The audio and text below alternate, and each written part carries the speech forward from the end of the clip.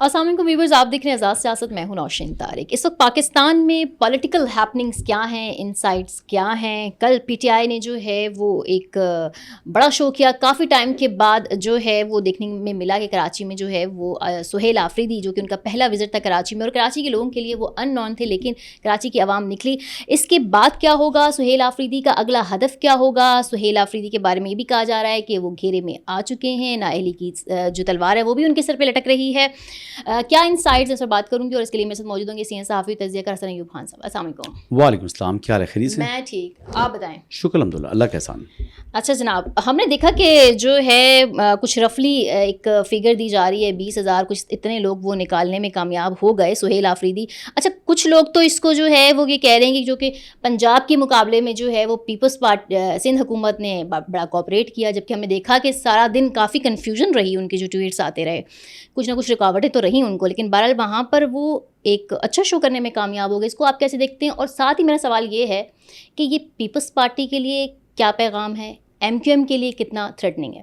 میں آپ کی جذبات کی قدر کرتا ہوں، آپ ماشاءاللہ بہت خوش ہیں۔ آپ جو کیمرے کے لینس کے جس طریقے سے وہ کیپچر کی جاتی ہے ویڈیو، اس کی جو دھوکہ ہوتا ہے اس کے اندر جناب آپ مکمل ٹریپ ہو چکی ہیں۔ اچھا، 20,000 10,000 بھی بندہ نہیں تھا، 6-7 ہزار، میکسیمم 5,000 بندہ تھا، 6-7 ہزار بھی نہیں تھا۔ 5,000 4500 5,000 سے زیادہ لوگ کبھی بھی وہاں پر اس کے ساتھ نہیں آئے، کبھی بھی نہیں آئے۔ یہ میں آپ کو بالکل کلیئرلی بتا رہا ہوں۔ پورے کراچی کے اندر، کراچی کی پاپولیشن دیکھیں، اس کے اندر اور کوئی ایک کراچی والے بندے تو تھے ہی نہیں نا بیچ میں۔ پاکستان تحریک انصاف نے جو اپنا ایک ایلیوژن کریٹ کرنا تھا وہ اس میں خاصی حد تک کامیاب ہوگی، اور ناکام ہوئی پاکستان پیپلز پارٹی، کیونکہ انہوں نے کیا کیا۔ دیکھیں، میں وہ بات کروں گا جو کہ الحمدللہ بالکل ایمان اور قرآن کے مطابق پیپلز پارٹی کی کچھ لیڈرشپ نہیں چاہتی تھی کہ اس طرح سہیل آفریدی کو ویلکم کیا جائے یا اس طریقے سے ان کو ایک سیکیورٹی فراہم کی جائے، لیکن کچھ لوگوں نے بلاول بھٹو زرداری صاحب کو اس بات پر قائل کیا اور انہوں نے کہا کہ ان کو فری ہینڈ دیا جائے۔ جب فری ہینڈ دیا تو اس کے بعد پہلے ہی انہوں نے جناب ان کے ساتھ فاؤل پلے کرنا شروع کیا۔ پہلے دن جب سہیل آفریدی گھومتے پھرتے رہے تو کوئی ٹیلی ویژن پر خبر نہیں چلی ان کی، تو وہ تھوڑے فرسٹریشن آ گئی۔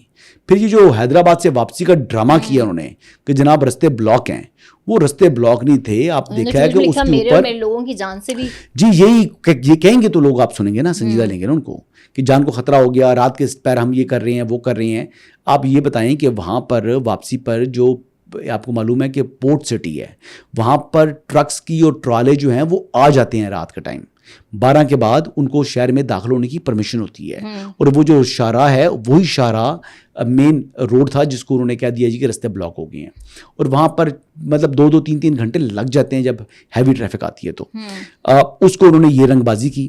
پھر اگلے دن انہوں نے کہا جی کہ ہم اندر نہیں کریں گے باغ جناح کے، ہمیں کیونکہ آپ کنٹینر نہیں لگا سکتے، ہم اب باہر کریں گے، گیٹ کے اوپر رستے بلاک کریں گے۔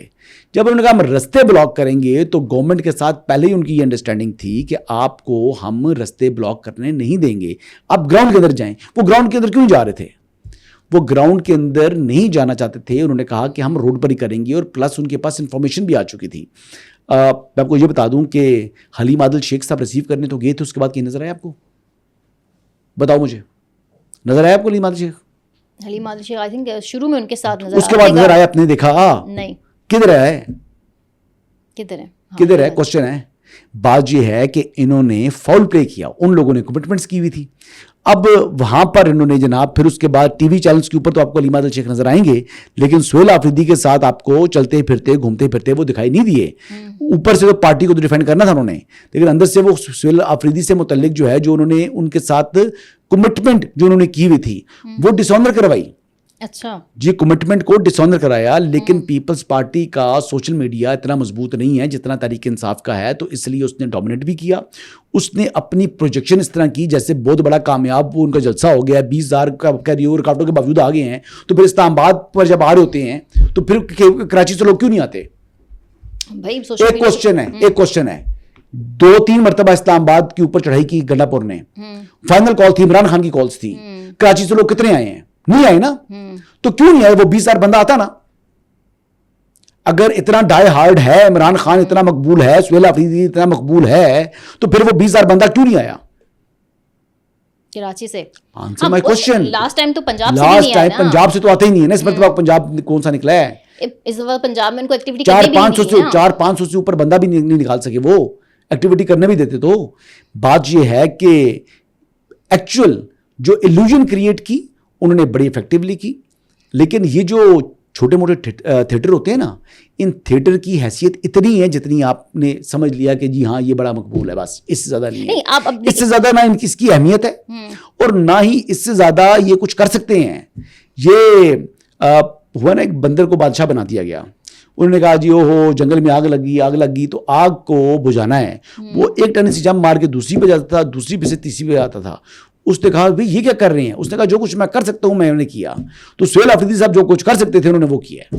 اچھا, ایک طرف سہیل آفریدی جب حیدرآباد جا رہے تھے ان کے ٹویٹس بھی آ رہے تھے, وہ اپنی چیزیں ٹویٹ کر رہے تھے. پیپلز پارٹی والے ٹاک شوز میں یہ کہہ رہے تھے کہ جی ہماری طرف سے کوئی رکاوٹ نہیں ہے, بڑا ہم پرجوش استقبال بھی کریں گے. ہم نے دیکھا سعید غنی نے ان کو جو ہے وہ ریسیو بھی کیا تھا ایئرپورٹ جا کے. عزت راست نہیں آئی نا.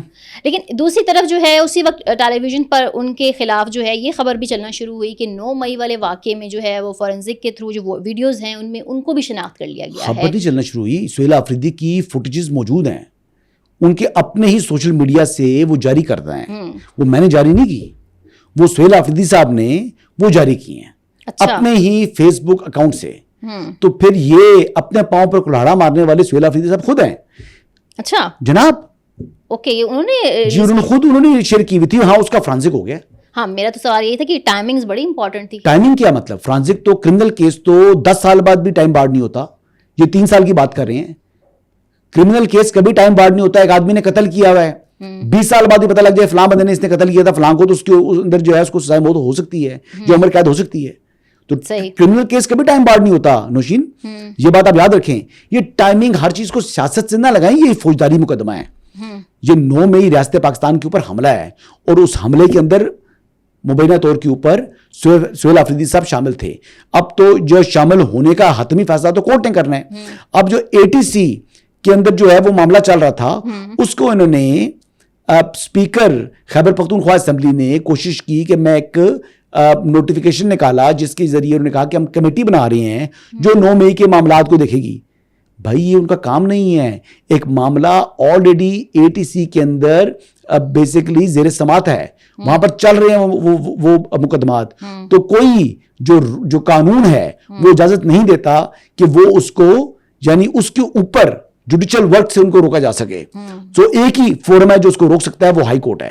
اچھا, عدالت کو عدالتی کام سے روکنے سے صرف ایک ہی چیز روک سکتی ہے اس کیس سے متعلق, وہ پشاور ہائی کورٹ ہے. اس کے علاوہ کوئی کورٹ نہیں ہے جو اس کو روک سکے. سو لہٰذا جو آپ کریٹ کرنا چاہ رہی ہیں کہ جی یہ 3 سال بعد فلاں فلاں فلاں, تو وہ بات میٹر نہیں کرتی. قانون کی نگاہ کے اندر کرمنل کیس ٹائم بارڈ نہیں ہوتا. اچھا جی. اچھا, اب آ جاتے ہیں اس بات کے اوپر کہ ویسے آرام ہے. ٹھیک ہے, نہیں مجھے یہ بتائیں, یہ آپ ہی کہہ رہے ہیں ڈفرنٹ صحافی تو اور چیزیں کوٹ کر رہے ہیں نا, کچھ تو یہ کہہ رہے ہیں کہ مخالف صحافی جو ہیں, مخالف حمایت کی بات نہیں ہے. کوئی صحافی کہہ دے کہ کرمنل کیس زیادہ میاد ہوتا ہے تو میں صحافت چھوڑ دوں گا. لیکن جو میں بات کر رہا ہوں وہ تو یعنی ایک چیز کو اپنے تجزیے کے اندر ڈنڈی مار رہے ہیں. اچھا, جو صحافی جو کورٹ رپورٹرز یہ بات کر رہے ہیں کہ 3 سال بعد یہ کام کیوں ہوا, they are basically actually dishonest. وہ جھوٹ بول رہے ہیں. صحیح, کیا کر رہے ہیں؟ جھوٹ بول رہے ہیں. جھوٹ بول رہے ہیں. اور وہ جو بھی بول رہا ہے تو جھوٹے پر اللہ تعالیٰ نے قرآن میں کہا ہے کہ جھوٹے پر اللہ کی لعنت. اچھا, بہت سے لوگ یہ بھی تجزیہ کر رہے ہیں کہ سہیل, آپ تو نہیں تھی وہ کہنے والی. نہیں میں نہیں کہنے والی تھی, میرے کرمنل بیٹ ہے نہیں. اچھا سہیل, بہت سے لوگ یہ بھی تجزیہ کر رہے ہیں کہ سہیل آفریدی جو ہیں وہ اب گھیرے میں آ چکے ہیں, ان پر نااہلی کی تلوار لٹک رہی ہے. اور بے شک اگر انہوں نے کراچی سے اپنی کمپین کو تھوڑا سا پش اپ کر دیا ہے, لیکن وہ بہت گھیرے میں شکنجا کس دیا گیا. کچھ ایسے بھی لوگ تجزیہ کر رہے ہیں. سہیل آفریدی کا لیڈر کون ہے؟ عمران خان. عمران خان کیا ہیں؟ عمران خان اس وقت جیل میں اڈیالہ میں نااہل ہیں. نااہل اور عدالت سے سزا یافتہ مجرم, بلکہ 2 عدالتوں سے. آپ کو معلوم ہے کہ نیب کورٹ نے کیا کہا ان کو 190 ملین پاؤنڈ کیس میں, کہ عمران خان ایک کرپٹ شخص ہے, کرپشن اور کرپٹ پریکٹس کے اندر ملوث پایا گیا. یہ کہا احتساب عدالت نے. اور جو دوسرا کیس تھا توشہ خانہ 2 والا, اس میں عدالت نے کیا کہا؟ اس عدالت نے کہا کہ عمران خان چور ہے. 2 عدالتوں نے, ایک عدالت نے عمران خان کو کرپٹ اور کرپٹ پریکٹس میں ملوث جو ہے وہ قرار پایا, اور دوسری عدالت نے ان لیگ ٹرائل ہوئے دونوں کے, دوسری نے کہا جی عمران خان چور ہے. تو کرپٹ بھی ہے اور چور بھی ہے اور نااہل ہو گیا. تو اب ان کا لیڈر, کس کا لیڈر ہے؟ وہ سہیل آفریدی کا. میں آ رہا ہوں سہیل آفریدی, ٹھنڈی ہو جائیں. اب سہیل آفریدی کی معراج کیا ہو سکتی ہے؟ نااہلی. اچھا, تو اپنے لیڈر کے نقش قدم کے اوپر جو ہے نا ورکرز نے چلنا ہے نا. تو یہ ان کو اپنا یہ کہتے ہیں کہ میرا لیڈر ہے, میں اس کا ورکر ہوں. تو نااہل عمران خان کی طرح سہیل آفریدی نے بھی نااہل ہونا ہے. اچھا, نااہل ہونا ہے, ہاں. ٹھیک ہے. مطلب آپ اس بات کی تصدیق کر رہے ہیں کہ میڈل ہے یہ.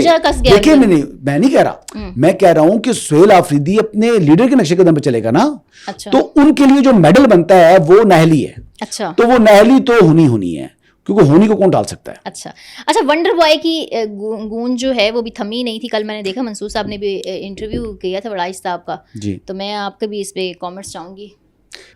دیکھیے جی, ونڈر بوائے نہ کوئی تھا نہ کوئی ہے, اور یہ بیسکلی میں نے آپ کو پہلے کہا تھا کہ لکھا رہی ہیں کمال کے غضب کے سہیل وڑائچ صاحب, اور انہوں نے پھر اب اس کو یعنی انڈر دا کارپیٹ کرنے کے لیے انہوں نے کہا جی کہ میں جسٹیفیکیشن دیا کہ ضروری نہیں ہے کہ ونڈر بوائے جو ہے وہ چیز ہونے کے لیے میں نے یہ بات کی ہو. میں نے تو ہمارا یہ آرٹ ہے, میں نے ہو سکتا ہے کہ یہ کام نہ ہو تو اس کے لیے کیا ہے. یہ سب لفاظی ہے. اچھا, ہاں, محمد مالک صاحب بھی کہہ رہے تھے کہ جی وہ ٹائم کی بات نہیں, وہ پرائم منسٹر نے ٹائم دیا ہے اپنی معاشی ٹیم کو کہ آپ کے پاس 6 مہینے کا وقت ہے. اچھا, جو پہلے تاثر نے دیا تھا, کہہ رہے تھے کہ وہ حکومت کے پاس جو ہے وہ 6 مہینے کا ٹائم ہے. آگے نا ٹریک پر آگے نا, تو وڑائچ صاحب بھی ایک طریقے سے آگے ٹریک کے اوپر آگے. تو بات وہی ہے کہ دیر از اونلی ون راوی ان پاکستان الحمدللہ, اور خبر جو میں دیتا ہوں وہ خبر پکی جاتی ہے. یہاں تک میں آپ کو بتاؤں کہ حکومت اور اسٹیبلشمنٹ ان کے درمیان جو اس وقت تعلقات ہیں وہ بڑے مضبوط ہیں. اور دیکھیں یہ جو پیئر ہے پرائم منسٹر کا اور سی ڈی ایف کا, یہ پاکستان کو دنیا کے اندر سکسیس دے رہا ہے. کہ پاکستان کے پڑوس میں بہت خطرناک صورتحال ڈیولپ ہو رہی ہے, جس پر پاکستان میں بھی بہت بات ہو رہی ہے کہ پاکستان کے پڑوس میں جو کچھ ہو رہا ہے اس کا افیکٹ ہم پر بھی ہوگا. عالمی جنگ کی بھی باتیں ہو رہی ہیں. اس میں اس سب کو آپ کیسے دیکھتے ہیں, آپ کا کیا ٹیک ہے, اور دوسرا پاکستان کو یہ کیسے افیکٹ کر سکتا ہے, ہماری کیا اسٹریٹجی ہوگی؟ دیکھیں دنیا کے حالات بدل رہے ہیں. دنیا میں پہلے جو چیز یعنی اس طریقے سے ہو رہی تھی کہ اس کا اظہار اوپنلی نہیں ہوتا تھا, لیکن بیچ میں سے ایک موقف کم از کم اپنایا ہوا ہوتا تھا. پاکستان کو یہی تو ایک سمجھ لیں کہ ہمیں اطمینان ہے کہ ہماری جو افواج ہیں دے آر سیکنڈ ٹو نن ان دا ورلڈ. پاکستان الحمدللہ ایک نیوکلیئر طاقت ہے. پاکستان کے ساتھ کوئی ملک انشاءاللہ چھیڑ چھاڑ نہیں کر سکتا جب تک ہماری جو افواج پاکستان ہیں وہ اپنا یہی معیار برقرار رکھتی ہیں. اگر نہ یہی معیار برقرار رکھتی ہیں, اور افواج کو مزید مضبوط کرنے کی ضرورت ہے. قوم ہماری جو ہے وہ افواج کے ساتھ پیار کرتی ہے, اور الحمدللہ یہ جو دہشت گردی کے جو ناسور ہے اس کو بھی ہم جڑ سے اکھاڑ کے پھینکیں گے.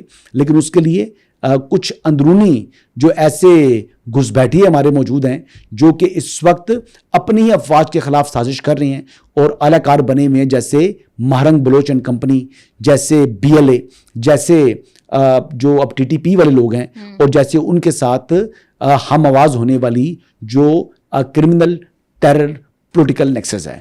یعنی آپ سمجھ گئی ہوں گی جو KPK کے اندر ایسے لوگ موجود ہیں جن کی جو کہتے ہیں کہ جن کے مالی مفادات یا جن کے انٹرسٹ کپلڈ ہیں اس جو ہے وہ دہشت گردی کے ساتھ, اس سمگلنگ کے ساتھ اور اس انتشار کے ساتھ. ان کے وہ سیاسی بھی ہیں, وہ کرمنل بھی ہیں, اور وہ ٹیررسٹ بھی ہیں. Okay, thank you very much.